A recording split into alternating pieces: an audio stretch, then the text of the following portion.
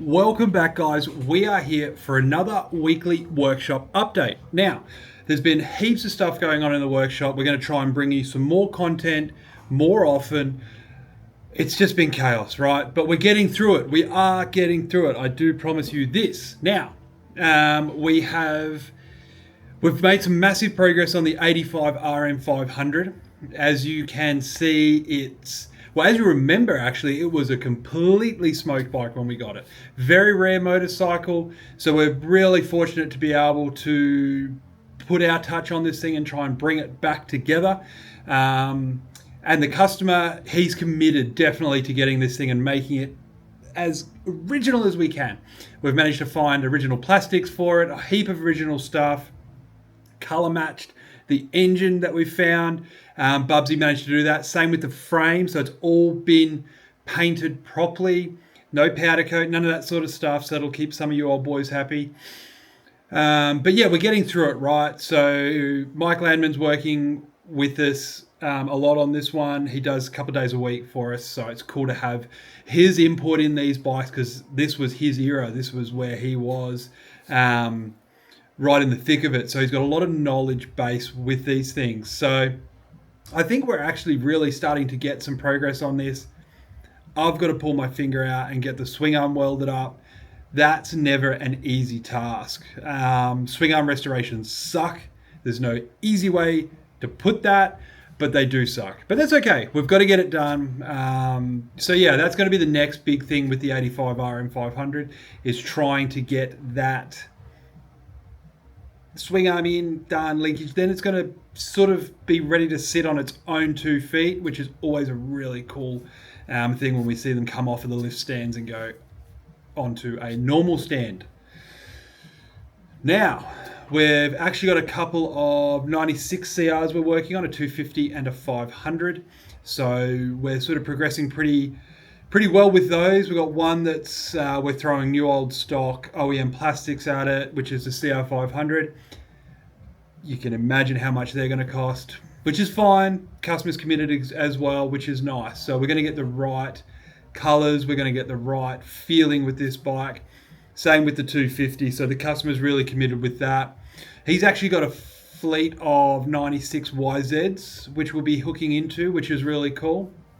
So very diverse collection. It's a really committed guy. So it's nice to see. Once again, we've got to get swing arms now done on both of these. So I've got 3 swing arms that I've got to do, which is something I don't want to do, but that's okay. Deep breaths, we'll get it happening. We got some cool stuff coming up in the workshop as well. We've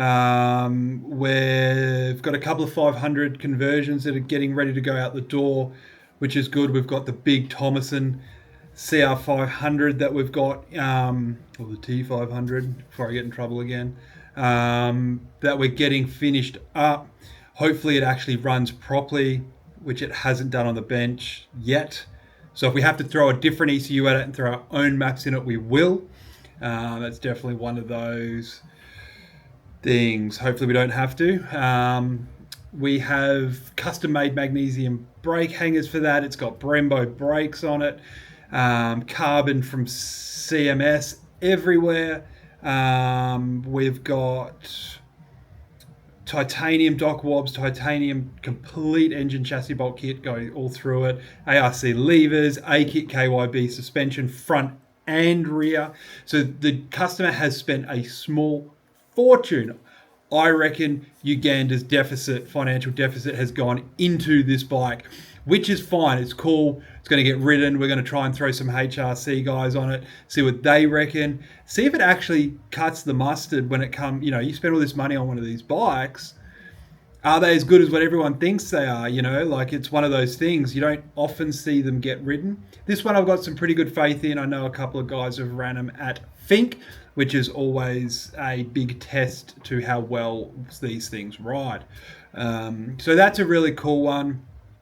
I think we've got a KX500 AF for 2026 in for next year, which will be good. So our customer's got the Honda version, the 25 Honda. So we're going to do the matching, but in the Cowie. So that should be really exciting. Yeah, so there's a lot going on. We've got plenty of stuff that we're working with. The back end of this year, we've had, like I said, Mike Landman working 2 days a week for us, and he's been an absolute wealth of knowledge when it comes to all things vintage motocross, two strokes. Very humble man. So if you do see him in the street, you know who he is. Make sure you ask him for his autograph. Um, he has actually hooked us up with Craig Dack. We've got a few of the ex-CDR championship bikes that we're selling on for Dakar. We'll get more into that later on down the track. We're going to sit down with Uncle Dak and talk to him about all that cool stuff. We've got his Peter Jackson bike in, which some of you may have seen, the 92 YZ250. Quite possibly one of the most famous bikes in Australian motocross for that generation. So it's cool to have that. It's cool to be a part of it. It's cool to see all the unique stuff, all the cool things that went into that bike. I did a column in Dirt Action for it, my first column ever, which is cool. So working with Dirt Action to talk about different bits and pieces that I see in the industry, especially with vintage motocross. And they're really good guys to work with. So it's going to be exciting. Like I said, we've got all this stuff. We've got bikes happening. We're nearly finished the WR500. We've got the last few bits to get done on that. Anyone who's restored a bike knows that the last 1% takes 99% of the time. It's a nightmare, but that's okay. We're getting through it, and that's what we do. So that's sort of this week's wrap up. We're going to try and bring you these. We've also got the 06 KX 450 bike that we're building. Some of you have seen the strip down episode. That's going to be cool. I don't care who I offend or upset by doing a 4-stroke. It's a natural progression of things. And that's what you've got to look at. That is motocross, right? It is a progression. I'd rather be restoring a 4-stroke than riding a Stark. And that's just the reality of it. But we're getting there. So stick around, guys. This next year is going to be a lot of fun. We've got some cool content coming up. We're going to be in Conondale for the Conondale Classic. So we're going to see some really good stuff up there. Probably do some content while we're up there and see and meet a lot of faces, a lot of people who I've talked to on the phone who live up that way, and where the vintage motocross seems to be a little bit more organised than what it is down here. But that's okay. We're working on that too. So yeah, thanks for watching, guys. It's a little quick Garage 11 workshop update. I'm going to try and bring you these weekly to keep you informed of everything that's going on. Thanks for watching. Talk to you soon.